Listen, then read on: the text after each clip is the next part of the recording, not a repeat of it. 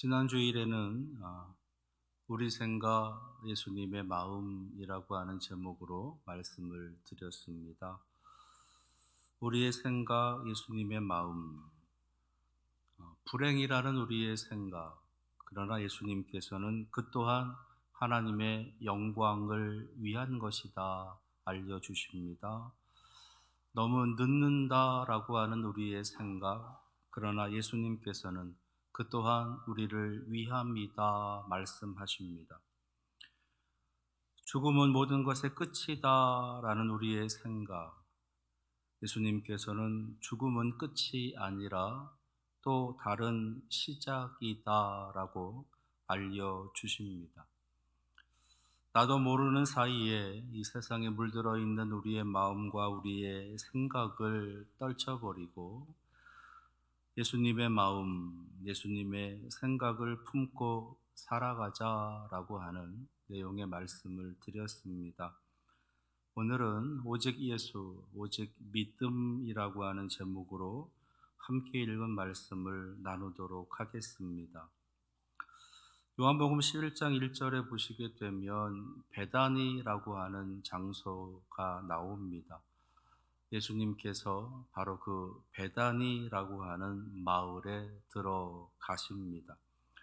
지난주에 살펴봤던 것처럼 왠지 모르게 예수님께서 베단이라고 하는 곳에 가기를 지체하시는 것처럼 보이시는, 특별히 사람들로부터 편애한다, 특별한 사랑을 받고 있다라고 그렇게 여겨졌던 나사로라고 하는 그 사람이, 그렇게 사랑하는 그 사람이 병들었다, 죽어간다, 죽었다라고 하는 이야기를 예수님께서 듣고 계심에도 불구하고 그곳으로 단숨에 달려가지 아니하시고 자꾸만 지체하고 계시는 그 예수님께서 드디어 베다니라고 하는 그 마을로 들어가십니다.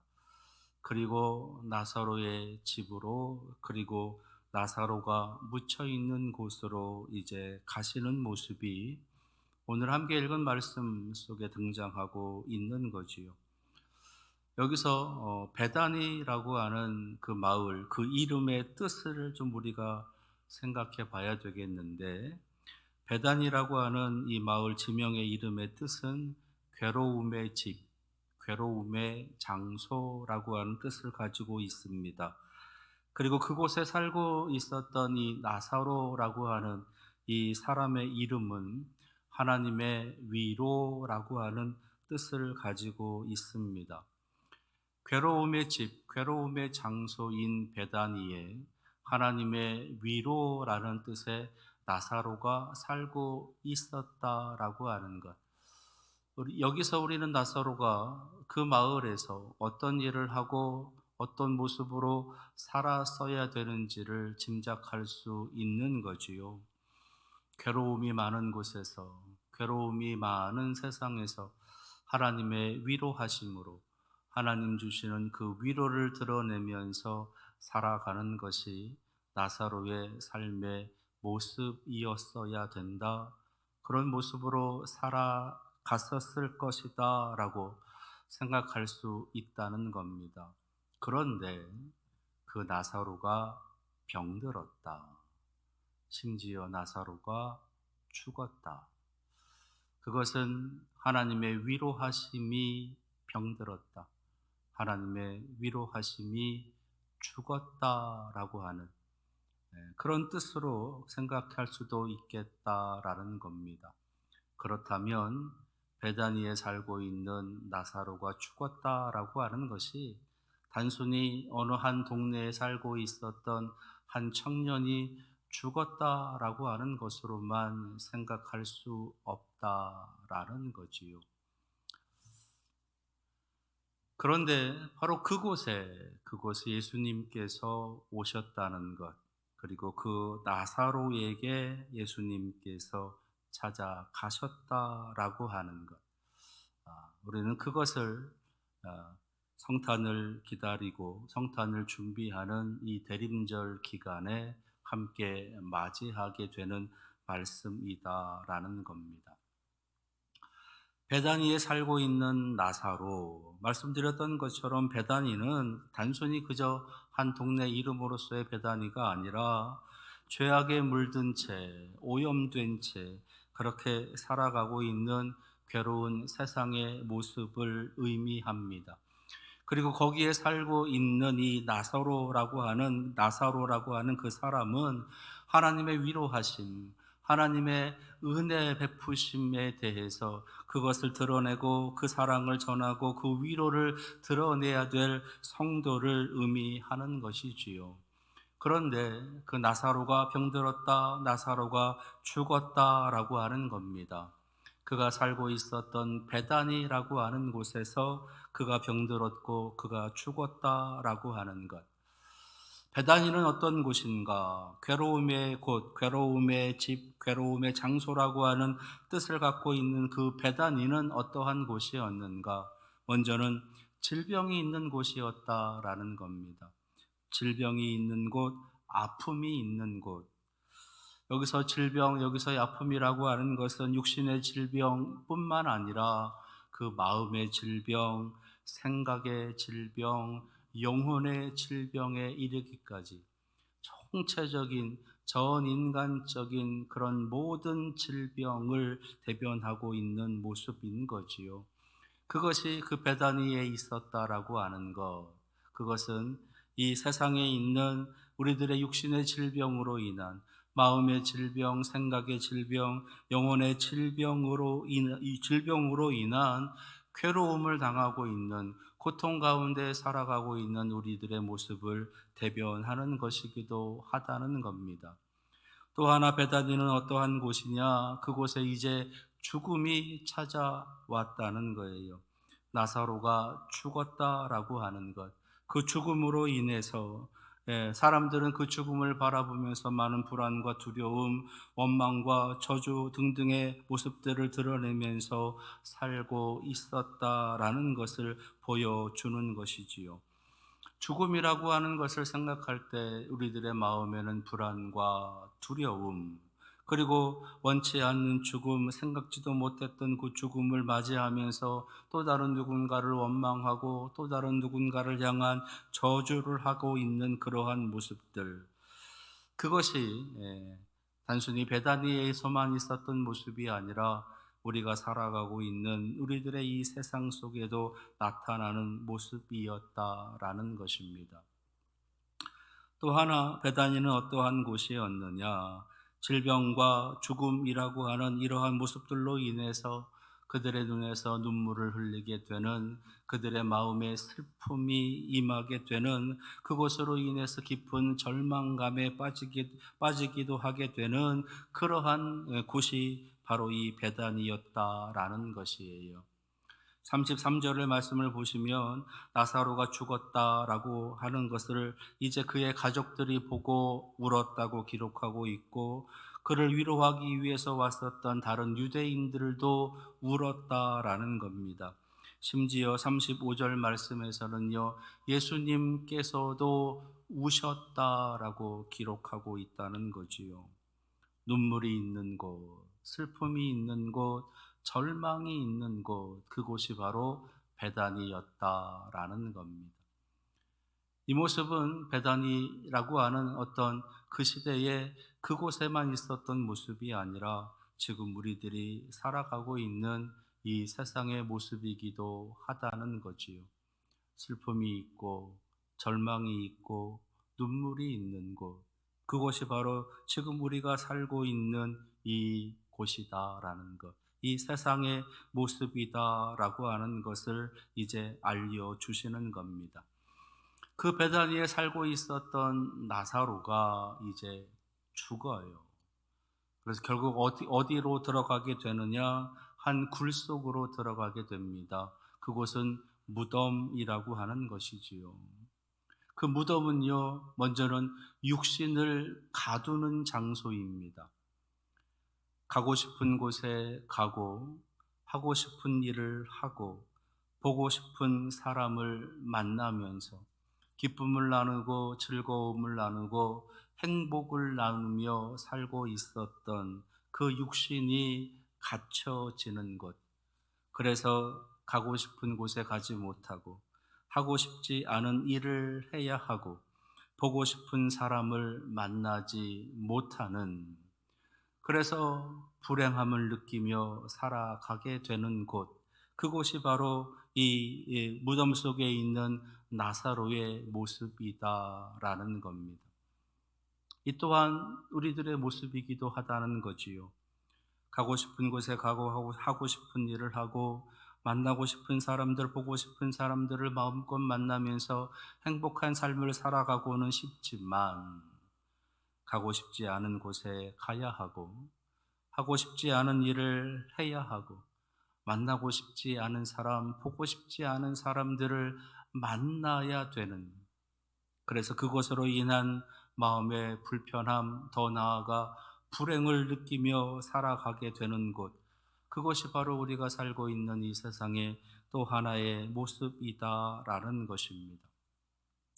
뿐만 아니라 무덤 속에 있는 이 나사로의 모습은요, 마음과 생각까지도 가두어지게 되는 그러한 그 무덤이었다라는 거지요. 마음과 생각까지도 가두게 되어지는, 그래서 소망이 아닌 절망의 삶을 살아가도록, 용서가 아닌 원망의 삶을 살아가도록, 자비가 아닌 저주의 삶을 살아가도록, 사랑이 아닌 그런 그릇된 악함의 모습으로 살아가도록 하는 그러한 생각, 그러한 마음이 끊임없이 주어지는 곳, 그곳이 바로 이 나사로가 현재 갇혀져 있는 그 무덤 안의 모습이다라는 것입니다. 할 수 있음이 아니라 할 수 없음의 모습들로 살아가는 것, 가질 수 있음이 아니라 가질 수 없음을 느끼며 살아가게 되는 것, 이룰 수 있음이 아니라 이룰 수 없음을 느끼면서 끊임없는 좌절과 끊임없는 절망, 끊임없이 포기하면서 그렇게 눈물로 살아갈 수밖에 없는 그러한 모습, 그래서 스스로를 저주하고 스스로를 한하고 스스로를 원망하면서 살아가게 되는, 그것이 우리가 살고 있는 이 세상의 모습이기도 하다라는 것.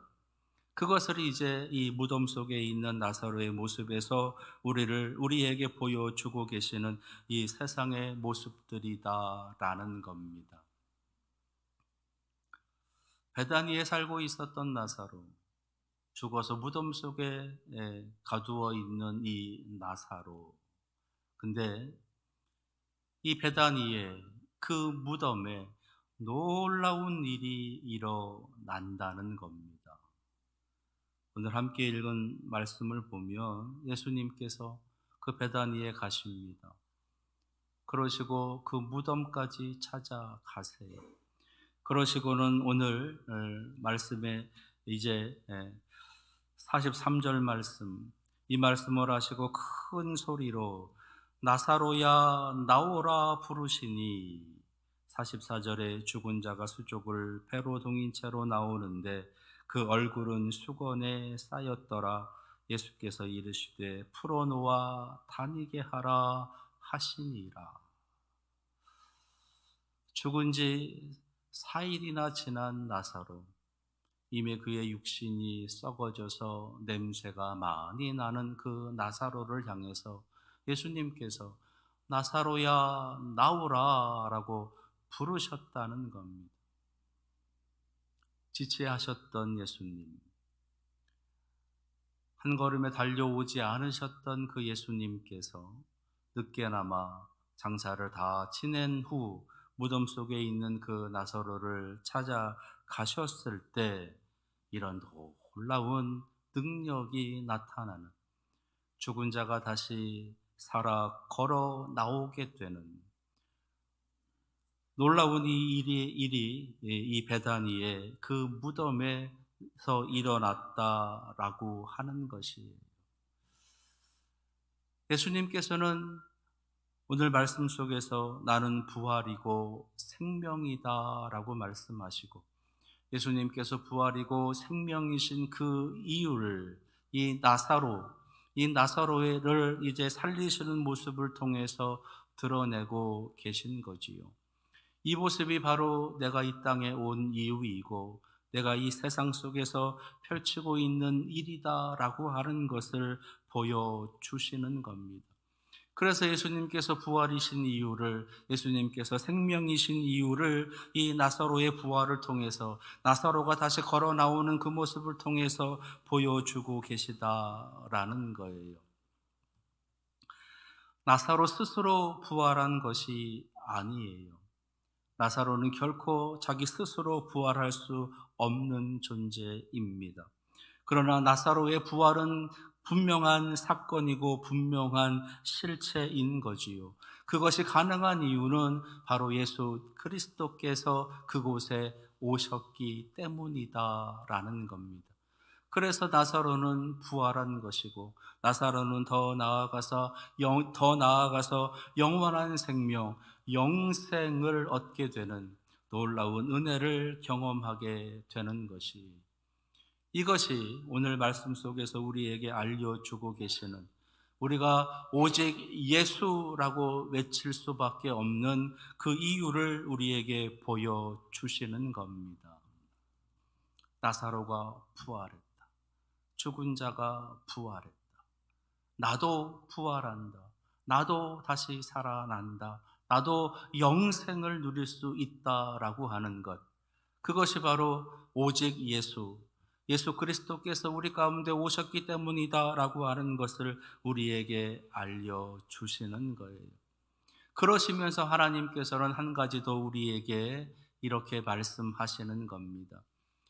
너희들에게 영원한 생명, 너희들을 죽지 않고 영원토록 살아가도록 하게 되는 이 놀라운 생명의 능력, 부활의 능력, 그 능력이 있는 바로 이 예수 그리스도를 너희가 믿느냐라고 하시는 그 믿음에 관한 말씀을 또한 우리에게 들려주시는 겁니다. 예수 그리스도에 대한 믿음, 예수 그리스도에 대한 믿음.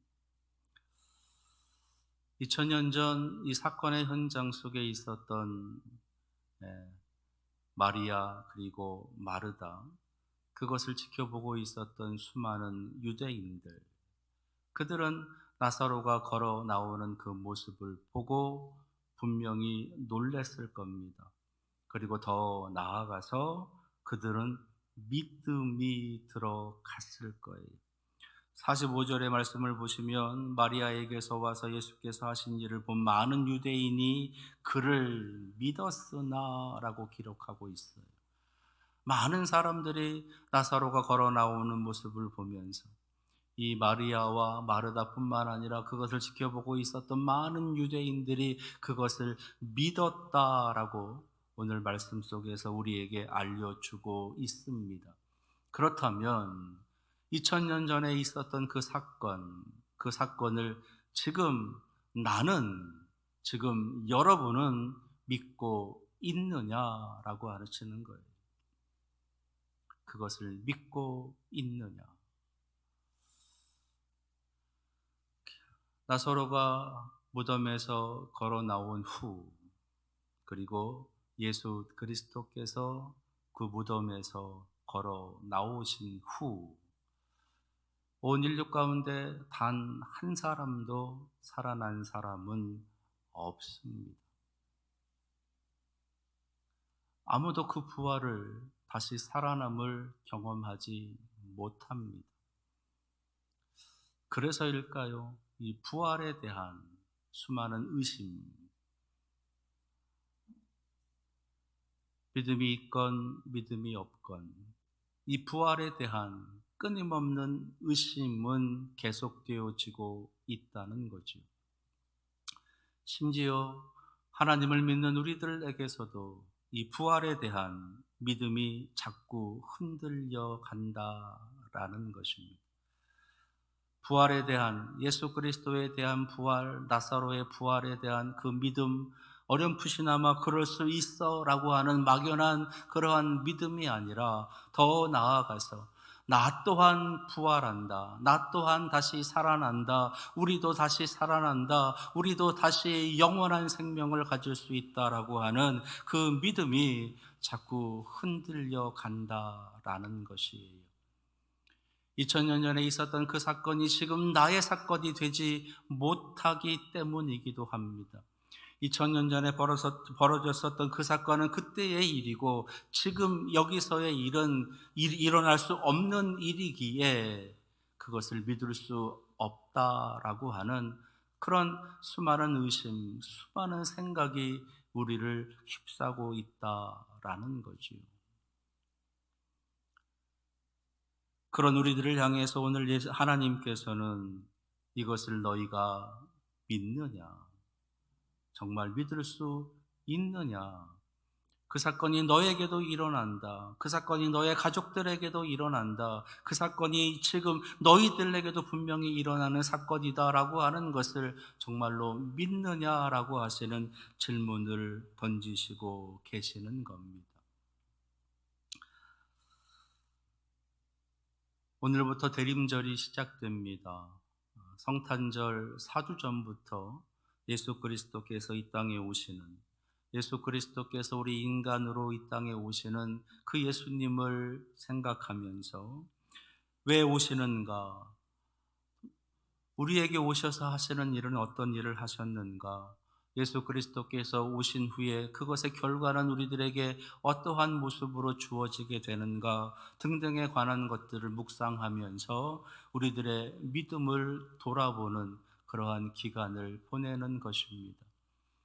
그래서 우리들의 믿음이, 예수 그리스도에 대한 믿음이, 성탄으로 오시는 예수 그리스도에 대한 믿음이 어떠한지를 다시 한번 돌아보는 그런 기간을 갖게 되는 거예요. 그래서 성탄의 정말로 중요한 주인공은 바로 예수 그리스도이시고 그 예수 그리스도를 향한 우리의 믿음이어야 된다라는 겁니다. 이 성탄의 가장 중요한 핵심 내용은 오직 예수, 오직 믿음이다라는 것을 우리는 알아야 되고 그것을 회복할 수 있어야 된다는 거지요. 근데 자꾸만 성탄의 주인공이 다른 것이 되어져 간다는 겁니다.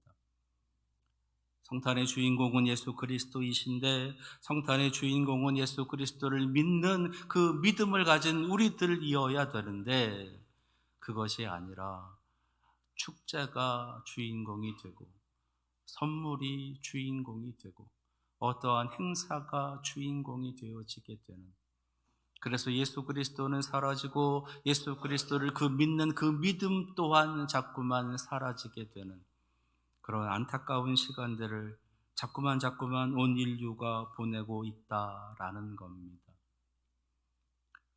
저는 24년 이번 성탄을 맞이하면서 오직 예수, 오직 믿음을 위해서 이 땅에 오신 그 예수 그리스도를 향한 우리들의 믿음을 다시금 온전히 회복함으로 나아가는 그런 기간이 되기를 원합니다. 수많은 사람들은 부활에 관해서, 수많은 사람들은 예수 그리스도의 삶에 대해서, 수많은 사람들은 예수 그리스도의 하나님 아들의 되심에 대해서, 수많은 사람들은 예수 그리스도의 구원자 되심에 대해서 중요하지 않게, 대수롭지 않게, 별 관심 없이 그렇게 보낼 수 있으나 우리 믿음의 사람들은, 하나님을 향한 믿음을 가지고 있는 우리들은 오직 예수, 오직 믿음이라고 하는 이 가장 중요한 성탄의 주인공 되시는 예수 그리스도를 향한 그 믿음을 굳건히 지켜갈 수 있어야 되는 거예요.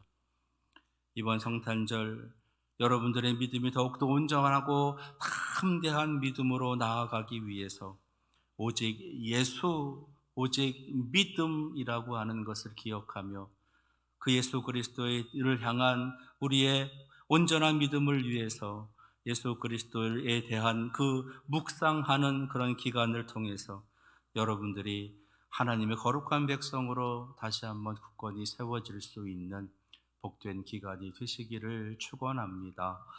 기도하겠습니다.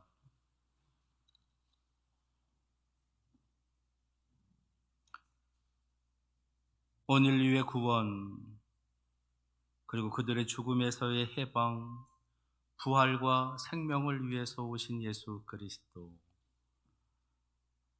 그 예수 그리스도를 향한 우리의 믿음, 이번 성탄을 저희들이 맞이하면서 오직 예수, 오직 믿음을 온전히 회복하고 담대히 외치며 나아가는 우리 사랑하시는 성도들 되게 하옵소서. 예수 그리스도의 이름으로 기도합니다. 아멘.